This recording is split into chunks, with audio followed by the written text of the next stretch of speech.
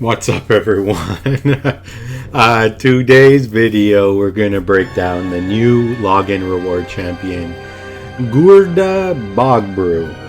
It's a tongue twister if you try to say it 10 times fast, that's for sure. And I just chuckle. I don't know what to say. She's kind of like, is she really Ogren? She's kind of part lizard, part Ogren, part ugly AF. Almost seems like it's a long lost relative of Gurtuk, right? Like kind of coming from the same. Oh, look, he's in the tree and she's coming from the swamp.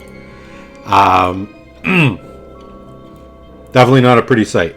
But let's break her down to see how she is.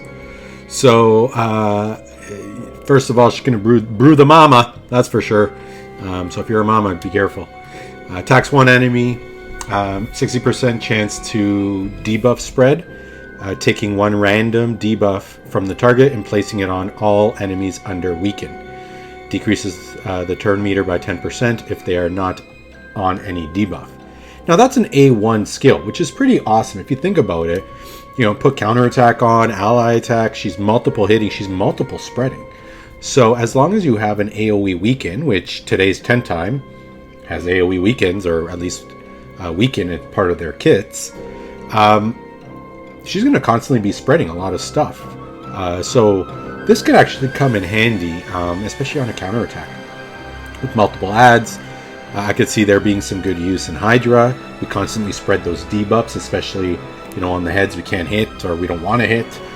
Let's start spreading some of the poisons or the burns or stuff like that. And then, of course, the turn meter doesn't affect Hydra, but they do need to not have a debuff in order for their turn to drop. For most bosses, not necessarily a good thing because, well, we want the debuffs on them for us to do the damage. She is an attack-based champion, some decent HP, low-based attack, so I wouldn't build her as an attack-based champion. Quite frankly, damage being booked out. If you got the books, why not? But I don't know if I book that skill out. Rot Limb attacks all enemies, places when booked 100% chance for a weaken. So there you go. She does have a weaken in her kit for her A1 to work, which is good. Booked to a 3-turn cooldown, which is also good. And it is an all attack. After attacking, 80% chance when booked, 100% chance to put the debuff of poison on without weaken.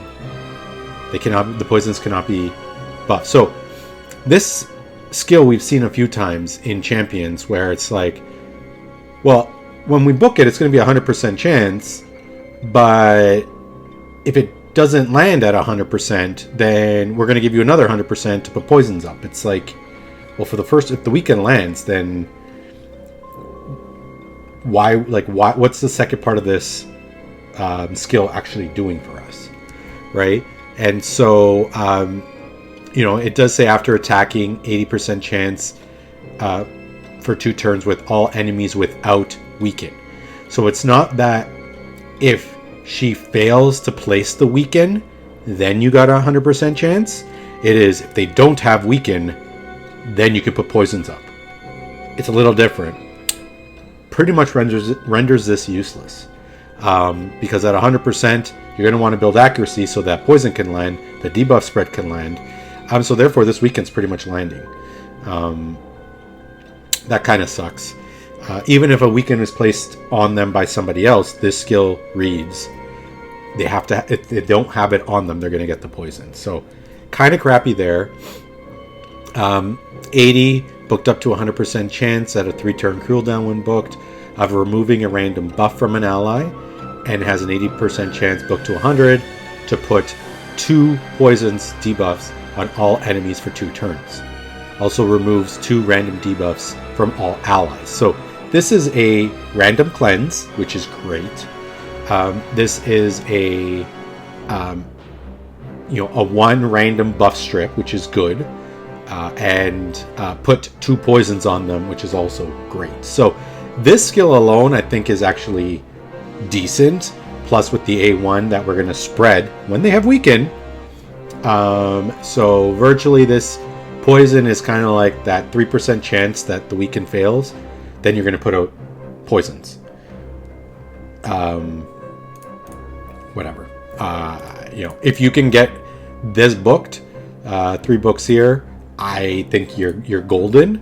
Doesn't need very many books. And then, of course, the passive, whenever an enemy receives a debuff, their turn meter decreases by 3%. Now, for bosses like, Clan Boss, Hydra, and a lot of the other bosses, their turn meters don't decrease anyways. So these are good, but again, they're situational, right? Could it work in Doom Tower Wave content? Absolutely. I think, where they have high resistance and high defense, they put debuffs on you, they're constantly decreasing their turn meter. It could come in handy there.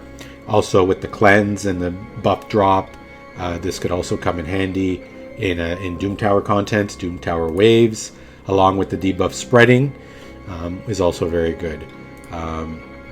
She has Force Affinity, so it's something to keep in mind. Also a 65 ally resist, or all resist in arena only. Again, if you're bringing her to the arena, you're probably not putting her in the lead. You're going to have other people that do a better job. Hellier, Lydia, and some of the other ones do better jobs of having that resistora. But that's her kit. At the end of the day, she's free. You just got to play for an additional 4 months, probably. Would I use her? No. Would I book her? Maybe. Of course, when she comes out and she gets play tested, we'll see what she actually can do, and if there's a way around this A2. But quite frankly, this A2 might be, if I don't have a weekend on my team, I'll turn it on. Otherwise, I may not turn it on, and I'll just focus on this A3 cleanse and then this debuff spread only. All right, there you have it. There's Guurda Bogbrew. Say that 10 times fast, and we'll catch you on the next video. Take care, everyone.